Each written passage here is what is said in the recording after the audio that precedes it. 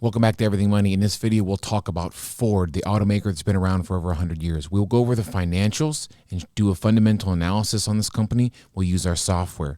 We'll show you what you should be paying for Ford moving forward using our stock analyzer tool. And if you want to trade this company with Mo in the Bid and Ask Nation, he'll show you all the charts and trends at the end of the video.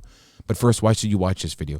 I bring your questions about Ford, their new Lightning, the EV truck, and more to a couple guys who own and operate over $100 million in real estate, multiple businesses, and stocks, and they'll help us and walk us through the process of investing in a company like this. Paul, give us your thoughts on Ford, baby. Thank you, Seth. So, guys, first off, follow us on Instagram, Everything Money Investing, and follow our personal accounts as well so you can keep track of all the things we do personally, including our Cleveland Steamers.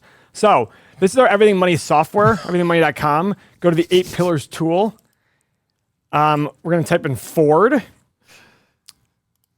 Go here. All right, guys. So Ford's a boring car company. I keep getting teased that I compare Ford to Tesla, even though they both make cars. And EVs. Surprise. And they both make electric vehicles. Yeah. I don't know how Does Ford make electric vehicles right now? Well, they make as much electric vehicles what do they make? as Rivian does, so. Yeah, the Lightning. The Mustang Mach-E. They actually do. That Mach-E is really selling like like crazy. SUV? Yeah. Yeah, that's actually nice looking. I saw it this weekend somewhere. Their SUV sales from SUVs and the Mach-E were up 17.4% last year. Bronco and Mach-E. So what growth level does it stop becoming a car company? It becomes a tech company. 17.5? Tech. 170.5. Yeah. All right, guys. So this is our Everything Money software. Let's start. Market cap of Ford, $80 billion. Just a side note, Rivian, who doesn't make any cars, they have $101 billion market cap. Yeah. But, you know, it sounds cooler. Yes. They have a capacity First to make pillar, we want the cars 5-year PE to be under 22.5. It is 26.6. That's an X. Ford sold 2,800 Mustang Mach-E's in just October. Wow, really? Yeah, it's funny. Remember, we just did a Neo video where they did 3,300 cars total. Yeah, so, wow, okay, hold on a minute now. I'll keep going. Anyway, this is interesting. The 5-year return on invested capital, we want over 9%. I bet you it's going to be bad. It's not terrible, but 6.7%. That is an X. So we have 2 X's so far. We have I don't even understand this dividend. 5-year free cash flow, $11 billion. Last year's free cash flow, $10.8 billion. All right. Pillar number 3. We want the revenue growth. We go to the income statement on our exclusive software. We want the revenue growth for the last 5 years to be positive. 154 to 134. Uh-oh. Ouchie. That's an X. Well, just a side note. They're going to pay an almost 2% dividend going forward. Oh, so they did put their dividend up? Yeah. Great. Okay, so that'll pay out $1.6 billion of their $10 billion in revenue in free cash flow. Probably a pretty safe dividend. Yep. Okay. Profit growth is pillar number 4. Yep. So we scroll down to the net income line, 4.42 to 2.87. That's an X. Now, guys, I will say this. Car companies scare me. I would definitely look at longer term trends on earnings and profit for car companies. Don't just look at 1 year at a time. Look at 5, 6, 7 years, take an average and do that. Because look at these profit levels. 17.7, 5.7, 11, 3.6, 7.2, 4.4, 6.3, 1.6, basically break even, 2.9, all over the board. So don't ever look at Ford and all these huge union car companies as 1 year offs, okay? Especially with demand. And the demand's been huge in the last year for cars.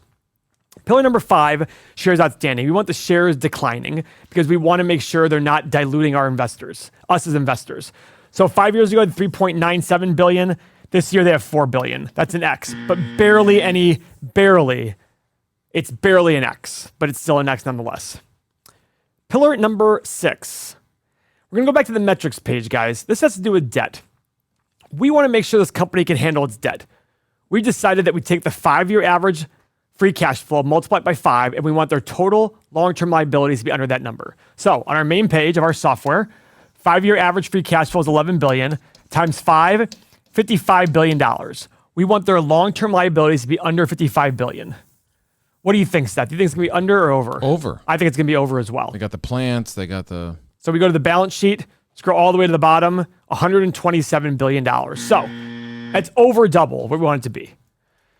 Guys, please make sure you understand their debt.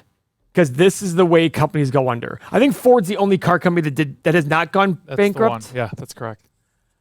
Or at least in 2008 and 9, they did not go bankrupt. They didn't take any bailout. They didn't take any bailout money. They didn't take any bailout money. Okay. I was going back to that Neo, Paul, just in comparison to EV companies. Neo sold 66,000 cars this year, but look at just the Mach-E alone is 51,000. They're really? just behind. It's awesome. On this single vehicle. And it's so quiet. You've seen? I've never seen. Oh, I've seen it. It's a good-looking car. No. I mean, it's very quietly that the sales are happening very quietly. Oh, the car is beautiful. I remember the other day I was like walking. I'm like, damn, what kind of car is that? I'm like, oh, that's a Mustang. Very nice. I was just like, that's a nice car. All right, pillar number 6. Pillar number 7. We're gonna go to the cash flow statement on our exclusive software, and we're gonna measure free cash flow. Big Mama Jamma. We're gonna go to annual. So, cash from operations less your capital expenditures. The free cash flow can be used to do 5 things: pay dividends, buy back shares, pay down debt, make acquisitions, and reinvest back in yourself. For a company like Ford, reinvesting back in themselves by building property, plant, and equipment, things like that, they can use to grow their line. Because I'm sure the Mach-E was done in a new fashion of some sort, new factory.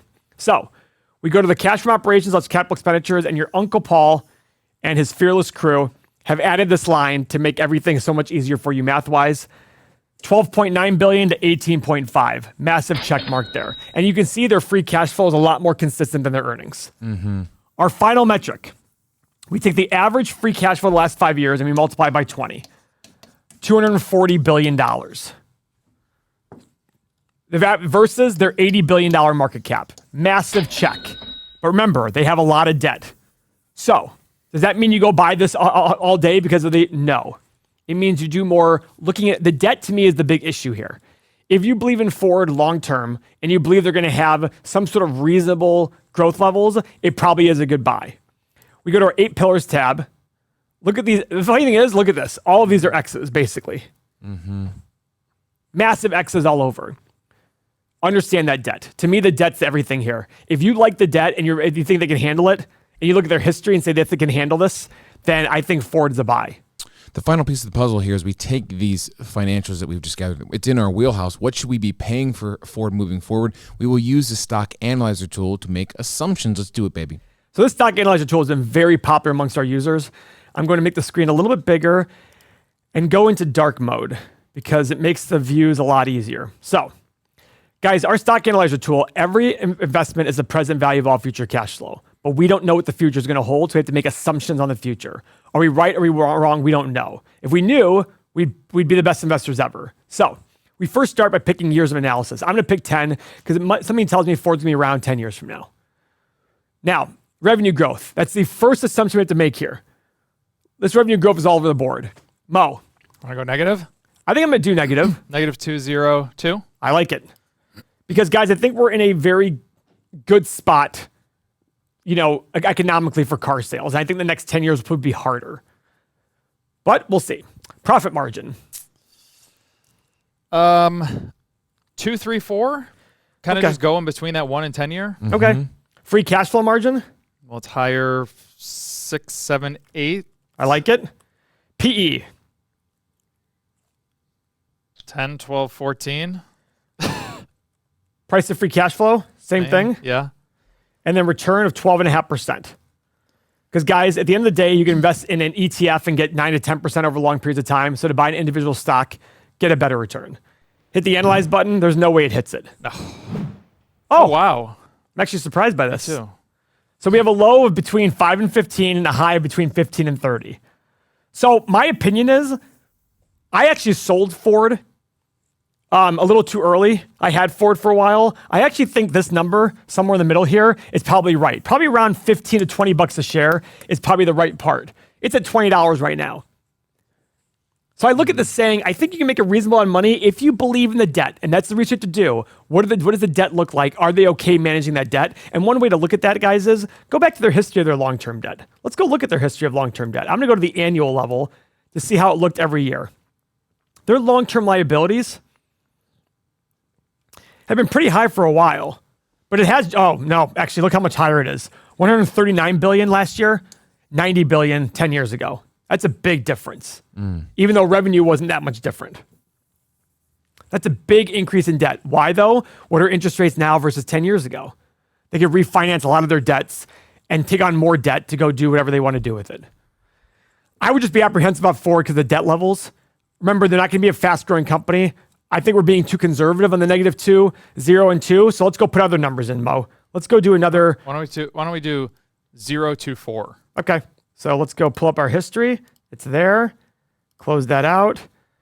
Let's go 0 to 4. Profit margin 3, 3.5, and 4.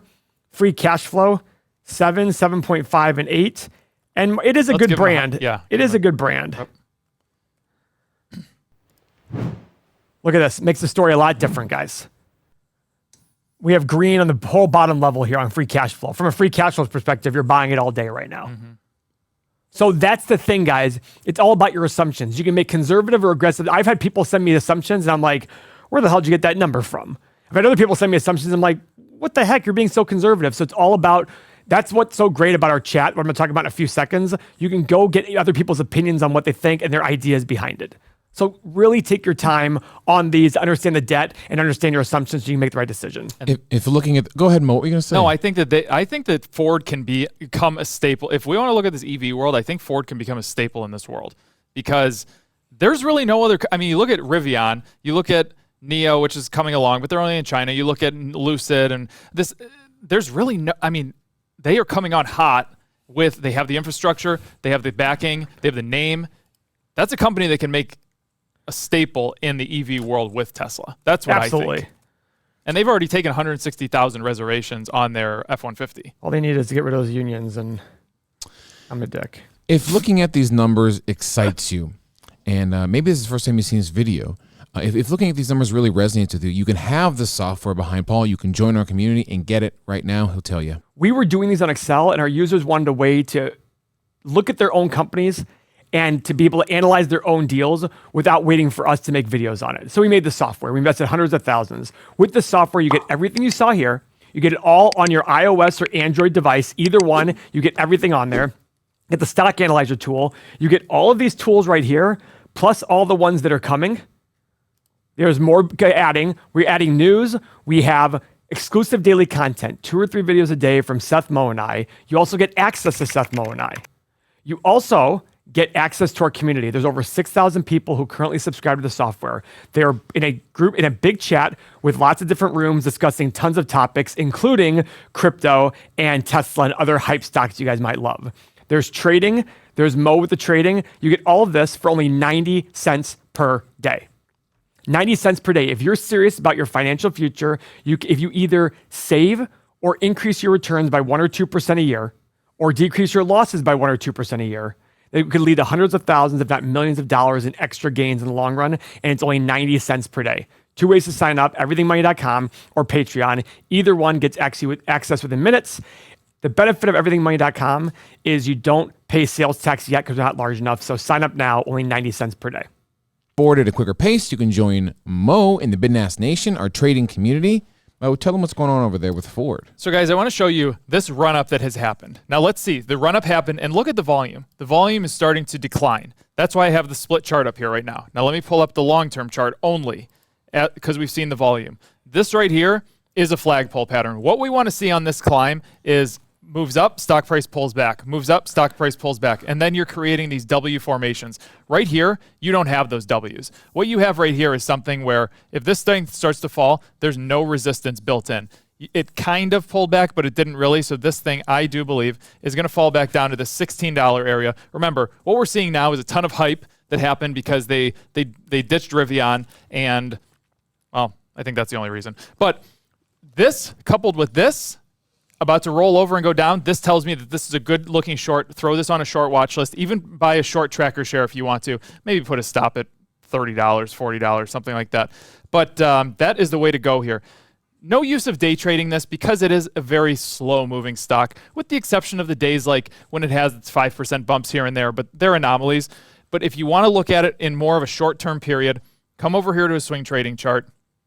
Get these little gains going up and down. This would have been a great run in the past week. Just run that thing right up and then exit when it starts consolidating sideways. There's multiple ways to do this, but I think that you guys should put a tracker share on this thing going short, because I do think this is going to fall back down to around $16. If you want to learn how to short, come and join me in the Bid and Ask Nation. I have shorting seminars that teach you exactly how to do it. It's not as scary as it always sounds and as other people make it seem. You get that in the Trading 101 series. You also get the Employed Trader series. 6 stocks that I go through every single day that we trade both long and short. The Discord community of 900 people and my monthly seminars. Come and join me in the Bid and Ask Nation. That was very well said, Mo. Thanks. You're flossing over there. Thank you. Join Mo in the morning at 9 a.m. Eastern. He'll give you news, analysis, trading, and sarcasm. He'll ring that disruption bell that you love, you and I both love.